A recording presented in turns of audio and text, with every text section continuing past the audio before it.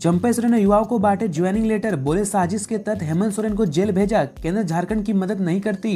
श्री चंपा सोरेन आज विभिन्न पदों में नव चयनित 2054 उम्मीदवारों को ज्वाइनिंग लेटर दिया। जिन उम्मीदवारों को नियुक्ति पत्र दिया गया उसमें पीजीटी शिक्षक और जूनियर इंजीनियर के सबसे ज्यादा उम्मीदवार हैं। धुरवा स्थित शहीद मैदान में कार्यक्रम को संबोधित करते हुए श्री चंपा सोरेन ने कहा कि हम सोने की चिड़िया कहलाने वाले धरती से हैं। हमारा राज्य खनिज संपदा से परिपूर्ण है। सोने की चिड़िया कहे जाने वाले राज्य का दुरुपयोग हुआ है। राज्य के मूल निवासियों को सुविधाओं से दूर रखा गया है। आगे उन्होंने कहा कि 24 सालों में राज्य का जो विकास होना चाहिए था वह आज तक नहीं हो पाया है। जिन्हें राज्य का विकास करना चाहिए था वो वर्तमान सरकार को गिराने के षड्यंत्र में लगे रहे। आज जो षड्यंत्र में लगे हुए हैं उन्हें भी राज्य चलाने का मौका मिला था, लेकिन उन्होंने राज्य की नीति की जगह सरकार को स्थिर करने का काम किया।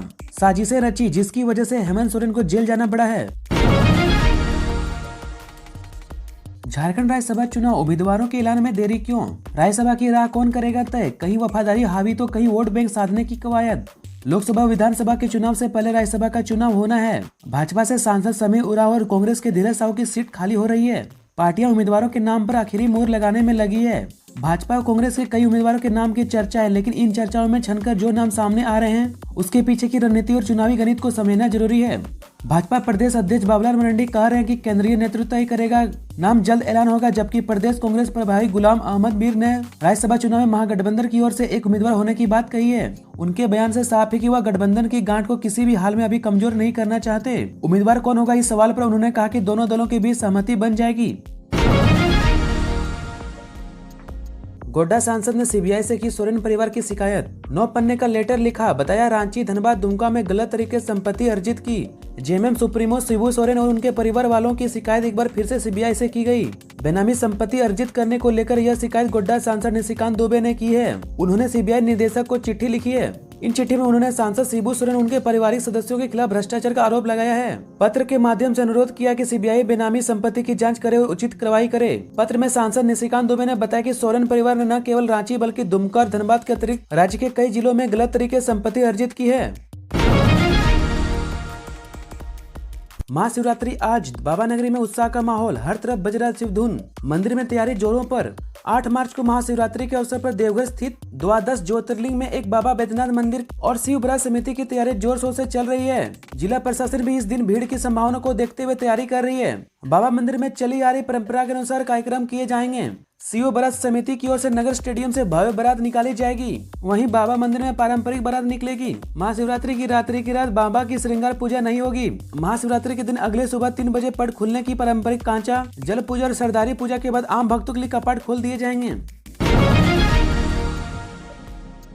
झारखंड में कई जिलों का बढ़ा तापमान, बढ़ेगी गर्मी। एक हफ्ते प्रदेश में समान रहेगा मौसम। 12 मार्च के बाद बारिश की संभावना। मौसम विभाग ने संभावना जताई कि झारखंड के कई जिलों में अगले 2 दिन तक सुबह में बादल छाए रहने की संभावना है। हालांकि दिन चढ़ने पर तापमान में बढ़ोतरी दर्ज की जाएगी। दोपहर में तेज धूप की वजह से गर्मी का एहसास भी होगा। मौसम विभाग के मुताबिक 12 मार्च के बाद मौसम में बदलाव देखने को मिल सकता है। तापमान में बढ़ोतरी देखने को मिलेगा। शाम के समय में हवा चलने से ठंड का एहसास अभी होता रहेगा। बुधवार को राजधानी का न्यूनतम तापमान 12 डिग्री और अधिकतम तापमान 17 डिग्री सेल्सियस दर्ज किया गया है।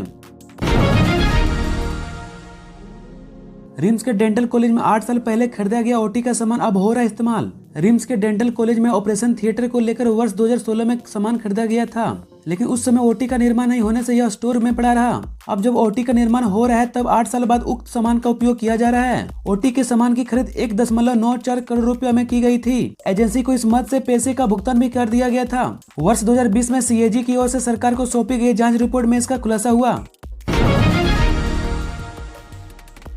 जेएमएम की कल्पना कितनी होगी हकीकत? हेमंत के कद की बराबरी कर सकेगी उनकी पत्नी? सोरेन परिवार और पार्टी के बुजुर्ग नेता करेंगे स्वीकार। झारखंड मुक्ति मोर्चा की राजनीति में कल्पना अब हकीकत बन गई है। इस हकीकत से कई और कल्पनाएं जुड़ी हैं। पूर्व सीएम हेमंत सोरेन की पत्नी कल्पना सोरेन ने पार्टी के स्थापना के 91वें साल में पार्टी का दामन थामकर अपने राजनीतिक करियर की शुरुआत की है। राजनीति में कल्पना के प्रवेश में कई सवाल खड़े हैं। कल्पना सोरेन के साथ जेएमएम का राजनीतिक भविष्य क्या है? पार्टी के पुराने नेता कल्पना सोरेन को बतौर नेता कितना स्वीकार कर पाएंगे?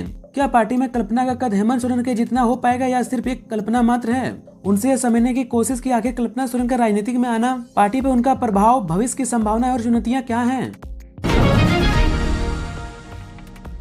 स्पेनिश महिला गैंगरेप केस, झारखंड हाईकोर्ट में सुनवाई। कोर्ट ने पूछा राज्य में विदेशी पर्यटकों की सुरक्षा के लिए सरकार की क्या है एसओपी।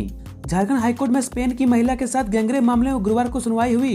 कोर्ट ने सरकार से डिटेल रिपोर्ट मांगी। कोर्ट ने पूछा कि विदेशी पर्यटकों के राज्य में एंट्री वेरिफिकेशन के साथ उनकी सुरक्षा और सहायता के लिए सरकार ने कैसी एसओपी तैयार की है। अगर एसओपी नहीं है तो भविष्य में इसकी क्या योजना है। 13 मार्च को इस मामले में अगली सुनवाई होगी। सुनवाई के दौरान राज्य सरकार की ओर से कोर्ट को यह बताया गया कि इस घटना के बाद पुलिस ने तत्काल कार्रवाई की थी। 8 आरोपियों को गिरफ्तार कर लिया है। पीड़िता को मुआवजे के तौर पर 10 लाख रुपया भी दिया गया है। सरकार के वकील धीरज कुमार ने यह जानकारी कोर्ट को दी। आपको बताते चलें कि यह सुनवाई हाईकोर्ट के acting chief justice S Chandrashekhar और जस्टिस नवनीत कुमार की बेंच में हुई।